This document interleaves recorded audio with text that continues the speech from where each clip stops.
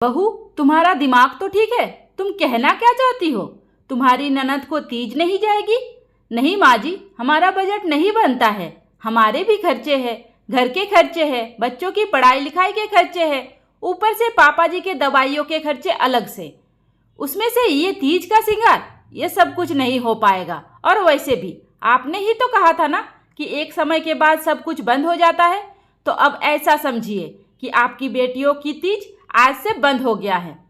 हमसे नहीं हो पाएगा, हमारे भी बच्चे हैं, हमें उनको भी तो देखना है। बहू की दो टूक सुनकर आंखों में आंसू लिए कमला जी अपने पति विनोद जी के पास जाती है। विनोद जी बेचारी ऐसे ही 6 महीने से बेड पर पड़े हुए थे। जब विनोद जी कमला जी को रोते हुए देखे तो बोले, क्या हुआ कमला, तुम रो क्यों रही हो? तो क्या करो, किस्मत पर रो रही हो। आज बहू ने ऐसा पलट के जवाब दिया जिसका मुझे विश्वास ही नहीं हो रहा है। बहू की इतनी हिम्मत, वो पलट के मुझे जवाब देने लगी है। आने दो शाम को मेरे बेटे को, अच्छे से खबर दिलाती हूँ मैं, कहते हुए कमला जी ने खुद को थोड़ी सी तसल्ली दी।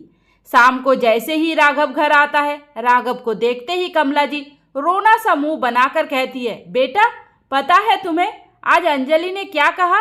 क्या कहा माँ? यही कहा बेटा कि आज के बाद तुम्हारी बहनों का तीज नहीं जाएगा। आज के बाद उनका तीज, उनका शगुन सब कुछ बंद। कहते हुए कमला जी रोने लगती है। तो राघव कहता है, ठीक ही तो कहा अंजलि ने माँ, इसमें गलत क्या है? हमारे भी खर्चे हैं।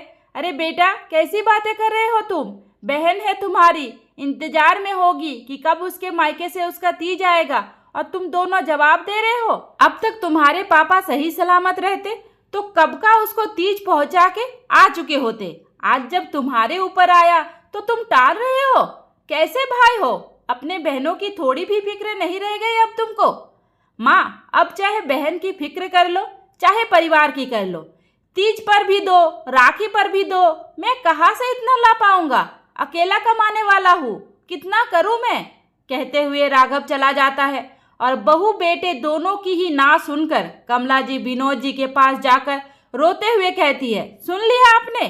सुन लिया ना कैसे दो टूक सा जवाब देकर जा रहा है? जो जवाब उसकी बीवी ने दिया था, ये तो उससे भी बड़ा जवाब देकर जा रहा है। अरे वो तो पराया घर की आई है, लेकिन ये तो अपना था, अपना भाई है, कैसे बहन के साथ ऐसे कर सकता है? चुड़ैल ने मेरे बेटे के ऊपर पूरी तरह से कब्जा कर रखा है, पूरी तरह से अपने बस में कर रखा है। जरा भी उसे अपनी बहन की फिक्र नहीं रह गई है। विनोद जी लगातार कमला जी को देखे जा रहे थे। कमला जी चीखते हुए कहती है, अब टुकुर टुकुर मुझे क्या देख रहे हो? कुछ कहते क्यों नहीं अपने बेटे को? क्या कहूँ कमला, जैसा उसकी पत्नी कहेगी वो तो वैसा ही करेगा ना। क्या कर सकता हूँ? क्यों नहीं कह सकते हो? बेटा है वो आपका, ऐसे कैसे हम उसे अपनी मनमानी करने दे सकते हैं कि उसे अपनी बहन का जरा भी ख्याल नहीं है? सारा किया कराया उस चुड़ैल का है। नहीं कमला, बहू भी तो वही कर रही है जो इस घर में होता आ रहा है। पति की बातें सुन हैरानी से कमला जी विनोद जी को देखने लगती है। मतलब क्या है आपके कहने का? क्या होता आया है इस घर में? बड़ी जल्दी भूल गई कमला, तुम भूल गई कि कैसे तुमने भी आते ही अपने ननद के तीज छुड़वा दिया था। अपने आने के बाद तुमने एक बार भी उनको तीज का सिंधारा नहीं भेजा था। मैंने तुम्हें 1-2 बार बोला भी तो तुमने साफ साफ बोल दिया कि अब मैं अपने बच्चों को देखूं कि तीज भेजूं। ये सब शगुन जब तक माँ बाप होते हैं तब तक ही ठीक चलता है। भाई भाभी के भरोसे ये सब चीज नहीं चल सकता। तुम्ही ने कहा था ना मुझसे। तो आज वही काम तो बहू भी तो कर रही है, तो फिर बहू गलत कैसे है? अरे तो आपके माँ बाप नहीं थे, सब कुछ हमारे ऊपर था, लेकिन अभी तो हम दोनों हैं ना। कमला, हम दोनों का रहना ना रहना बराबर है। क्या करता हूँ मैं? दिन भर बेड पर पड़े पड़े महंगी महंगी दवाइयाँ खा रहा हूँ, फल खाता हूँ, दूध पीता हूँ। किसके पैसे से? बेटे के पैसे से ना। एक कमाई रह गई मेरी। हमारा होना ना होना बराबर है। हम खुद बेटे बहू के भरोसे पल रहे हैं, तो तुम अपनी मनमानी कैसे कर सकती हो? और रही बात बहू की, तो जब तुम अपनी नज़रों में गलत नहीं थी तो बहू भी तो गलत नहीं हो सकती है, क्योंकि आज वही सब कुछ दोहराया जा रहा है जो 50 साल पहले इस घर में हुआ था। इसलिए तुम्हें बुरा नहीं लगना चाहिए, और जितना बुरा तुम्हें अपनी बेटियों के लिए लग रहा है उतनी ही तकलीफ तो मेरी बहनों को भी हुई थी ना। तब तो तुमने मेरी बहन को बिल्कुल छोड़ दिया था ना। तो फिर आज अपनी बेटियों के लिए इतनी चिंता क्यों कर रही हो? रहने दो, बेटे ने जैसा देखा है वैसा ही करेगा। पति की बातें सुन कमला जी चुप हो जाती है। सही तो कह रहे थे विनोद जी। जब शुरू में कमला जी इस घर में आई थी, सास ससुर के गुजर जाने के बाद उन्होंने अपने नंदों के तीज का सिंधारा बंद कर दिया था। यहाँ तक कि आए दिन विनोद जी से झगड़ा कर करके उनकी राखी भी बंद करवा दी थी। विनोद जी बहुत कम ही बहनों के घर जाने लगे, जिसके चलते उनके बहनों का भी लगभग मायके आना बंद ही हो गया था। अब जब वही सब कुछ बहू कर रही है तो कमला जी को इतनी तकलीफ क्यों हो रही है? क्योंकि आज बात उनकी ननद की नहीं, उनकी बेटियों की है। कमला जी को अपने किए का पछतावा होने लगा था। उन्हें लगा कि उनकी करनी का फल उनके बेटियों को मिल रहा है। बड़ी देर तक बैठी वो रोती रही, बहू को कोसती रही। असल में एक दिन अंजलि ने राघव की बुआ को फोन किया हालचाल लेने के लिए। बातों ही बातों में बुआ का दर्द झलक आया था। मायके से फोन आया देख उनकी आंखों में आंसू आ गए थे। रोते हुए उन्होंने कहा था, बहू आज तुमने कैसे याद कर लिया? मुझे तो फोन देखकर विश्वास ही नहीं हो रहा था। लेकिन क्यों बुआ जी, आप ऐसी बातें क्यों कर रही है? माँ जी से आपकी बातें नहीं होती है क्या? क्या बहू, जब से तेरी सास आई है तब से तो मेरा मायका ही छूट गया। उसके आते ही तो मैं मायके को भूल बैठी थी। ना कभी फोन, ना आना, ना जाना, ना हालचाल, तीज त्योहार राखी कुछ भी नहीं। सब कुछ खत्म हो गया है। पहले तो मैं फोन कर लेती थी तो भी वो बिना मन से ही बातें करती थी, इसलिए धीरे धीरे मैंने फोन करना भी बंद कर दिया। मैं तो अपने दिल से मान चुकी थी मेरा मायका खत्म हो गया है, लेकिन आज तुमने फोन करके फिर से उम्मीद जगा दी है।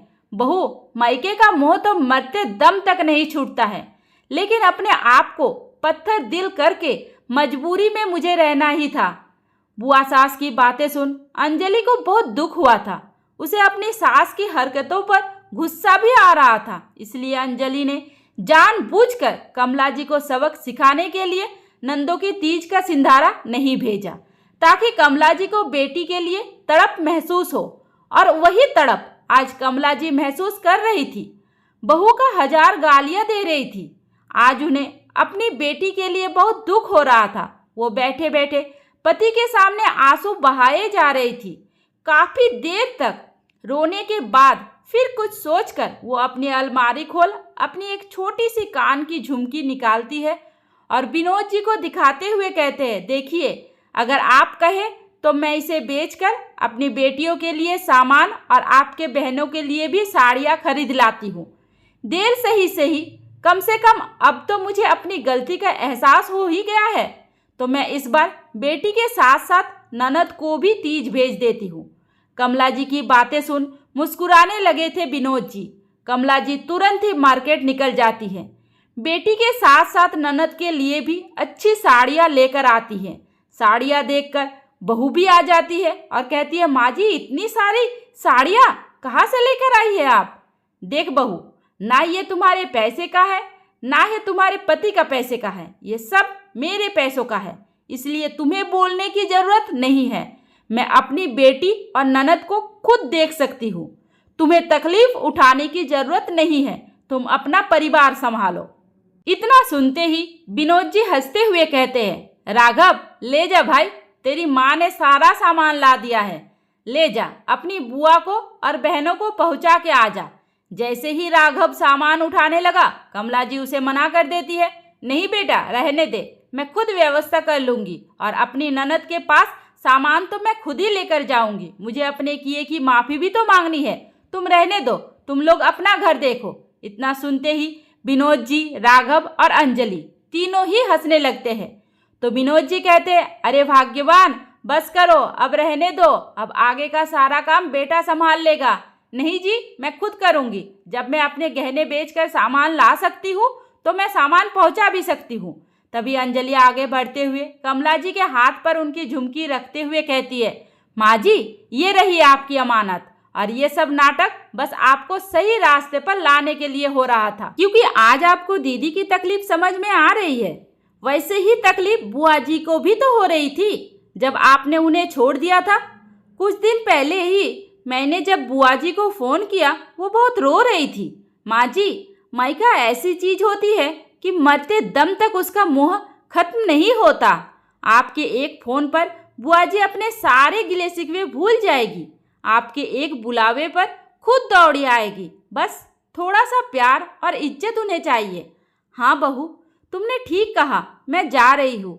मैं खुद सामान लेकर जाऊंगी जीजी के पास और खुद उनसे माफ़ी मांगूंगी और साथ ही साथ राखी पर आने के लिए भी बोल दूंगी।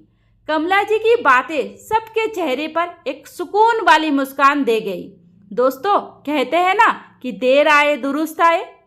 तो ये कहानी आप लोगों को कैसी लगी मुझे कमेंट करके ज़रूर बताइए। उम्मीद करती हूँ आपको हमारी कहानी पसंद आई होगी। कहानी पसंद आई है तो वीडियो को लाइक करें, चैनल पर नए हैं तो चैनल को सब्सक्राइब करें और हाँ, नोटिफिकेशन बेल को ज़रूर दबाइए ताकि अगली अपडेट सबसे पहले आपको मिले। धन्यवाद।